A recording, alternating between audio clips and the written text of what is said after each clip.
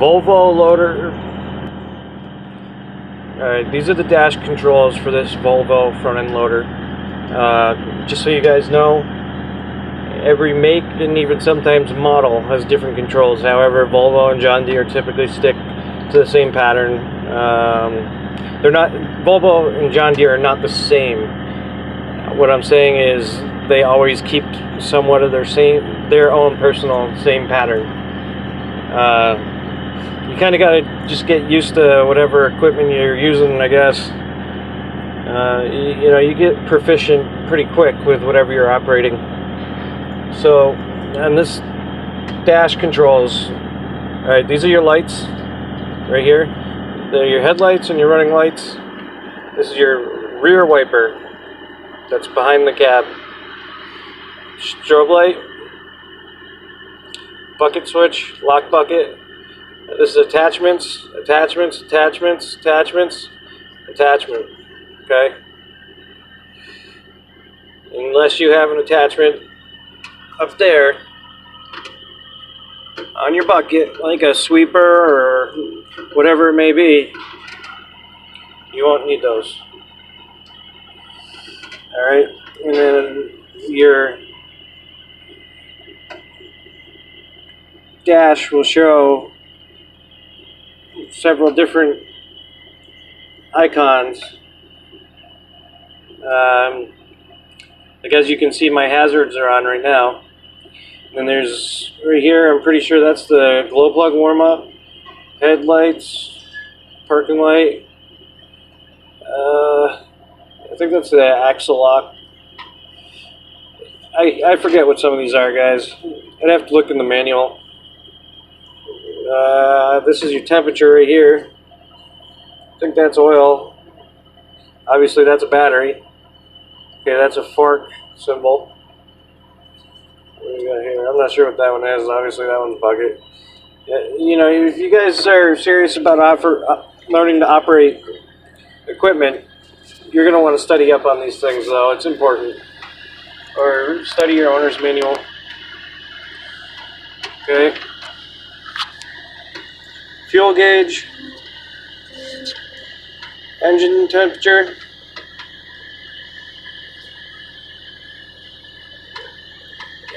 actually I might have that.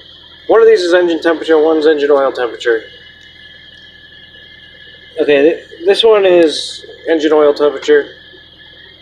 No, I'm sorry. This is coolant temperature, oil temperature. If I am not correct, someone please correct me. I don't want to put any incorrect information on this video. Alright.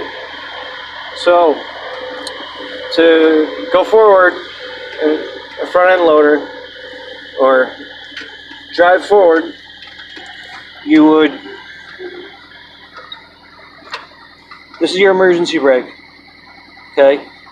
You would disengage your emergency brake. And that would allow you to put it into gear.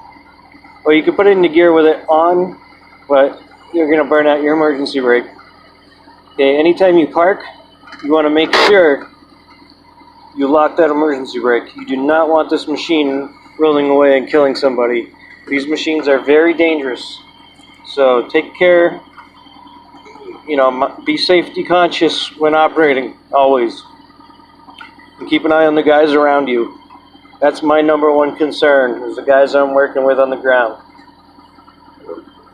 I pay attention to them more than anything. I want to know where every one of them is at all times. So just push the button in, release your brake. And that will make it so that you can then put it into gear, okay? You have 2 speeds on this particular loader. That's your low gear.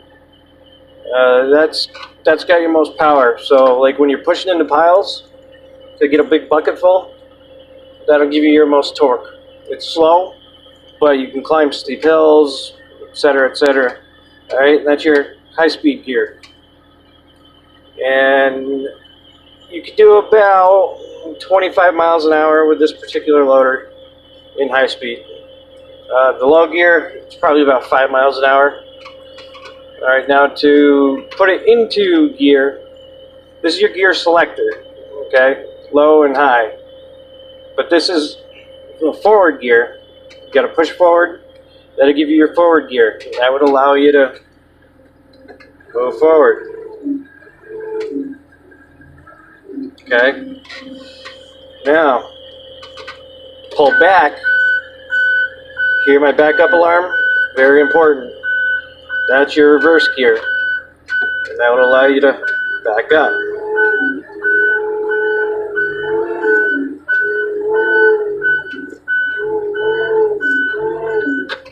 Okay. Now, this is obviously your steering wheel, but one very important thing about a loader is it articulates. Remember that word, articulate. Okay? And what that means is in the center of the chassis, there's a bearing, and there are 2 hydraulic pistons, and sometimes 1, depending on the loader. And it makes it so that the whole loader can actually twist in the middle. Alright, I don't know if you'll be able to see it, but what I am doing is turning the wheel. See how it's getting closer and further away? That's the articulation. And what's nice about articulating is you can move a big machine in tight spaces fairly well. You know, you can do a lot of work with a loader in a small area that you normally wouldn't be able to. I mean, if these things did not articulate with these massive tires, your turning radius would be so big, you'd have to have a huge area to operate. Also, the articulation is great for, you know, like, say you're picking up gravel off the ground or dirt or whatever. It makes it very easy to turn into whatever direction you want to go to. And it gives it power in the turn as well. So, like a normal vehicle, you know, you steer from the front. But say you're pushing forward and you want to push forward left. Okay?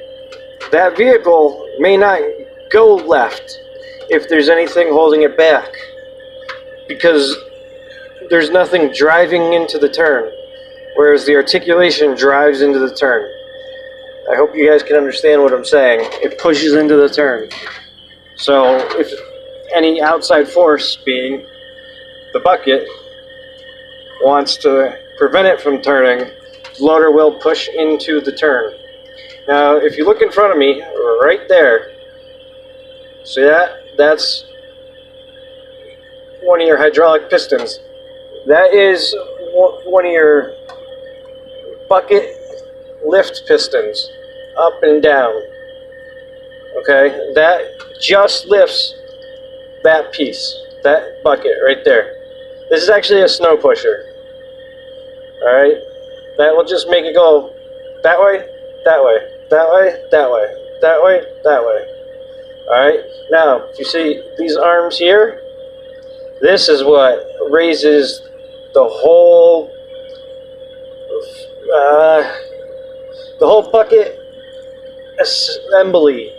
Is what I forget what the actual term for the front piece is, but see how you got a pin here, you got a pin there, okay?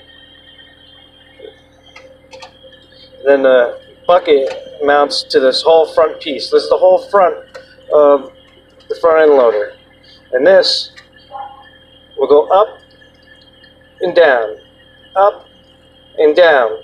Then the tip of my fingers is the bucket, and the bucket goes like this. Okay?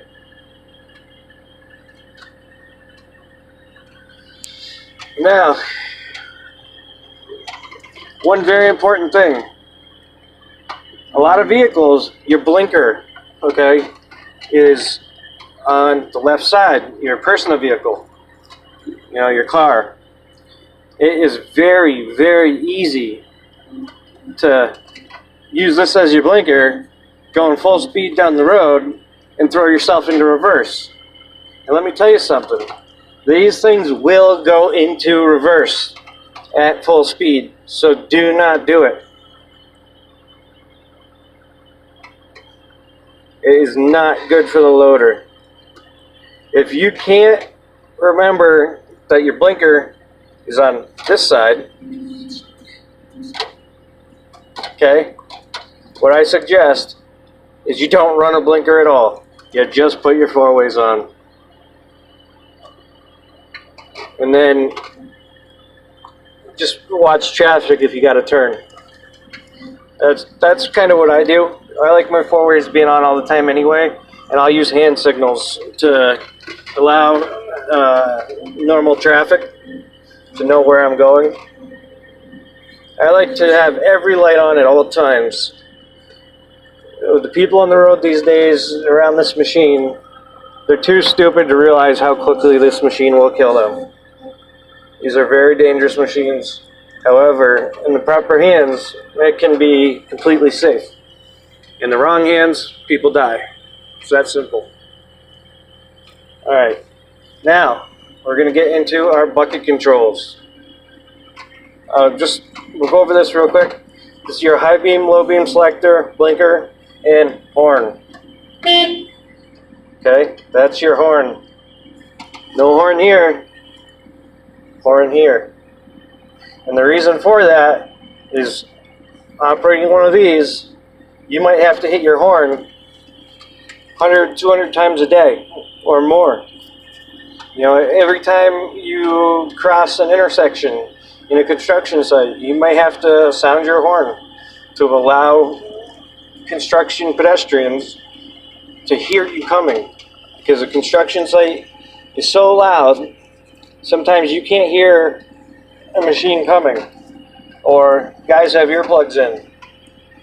So it's critical that you use a horn, something louder than the machine itself, to signal them. Because you can't always, you know, if the guy's got his back to you, he's not going to hear you or see you coming. Alright, now these are our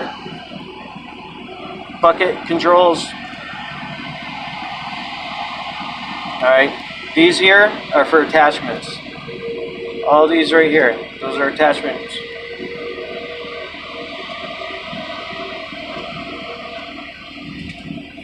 Now, this one, raise, pull back. Okay. Down, push forward. To angle the bucket left, you go to this one. You pull back for left. Okay. You push forward for right. Back left. Forward right. Now, tilting the bucket. Alright. Push it to the right. Tilts down. Push it to the left. Tilts up. So this is a four-way joystick. Alright. Forward, straight down. Back, straight up. Right, tilt down. Bucket, tilt down. Left, bucket, tilt up. Okay. We're going to do this again. Pull back. Bucket straight up. Forward. Bucket straight down. Okay. Bucket tilt down. Right. Bucket tilt up. Left. And then here again. Alright. Bucket angle. Okay. Bucket angle left. Pull back. Bucket angle right. Push forward. Bucket angle left. Pull back. Bucket angle right. Push forward. This is actually just a pusher, but more than likely, depending on where you are, you'll be operating with a bucket.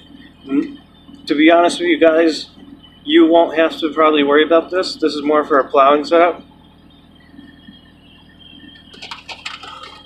regular buckets don't angle left and right. Okay, so let's go over this one more time. Pull back. That is bucket straight up. Push forward. Bucket straight down. Push right. Bucket angle down. Push left. Bucket angle up. Okay, so alright. Push forward, straight down. Pull back, straight up.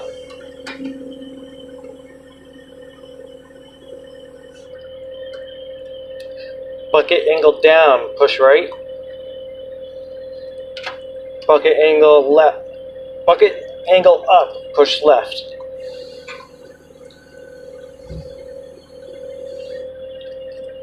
Bucket angle down, push right. Bucket angle up, push left. Straight down, push forward. Straight up, pull back.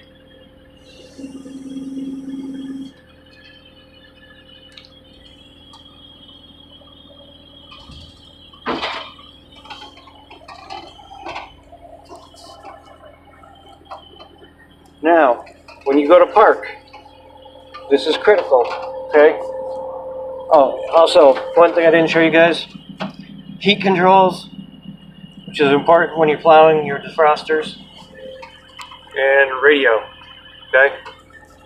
Mirrors, mirror. This is very important when you go to park your machine. Always, always, always shut your lights off, okay? Shut your strobe off. Anything that's lit up here needs to get off. Shut your four-ways off. Put it in first gear neutral. Set your emergency brake. Never want this machine to roll away. Okay. Now, you're good to turn the key and shut it off.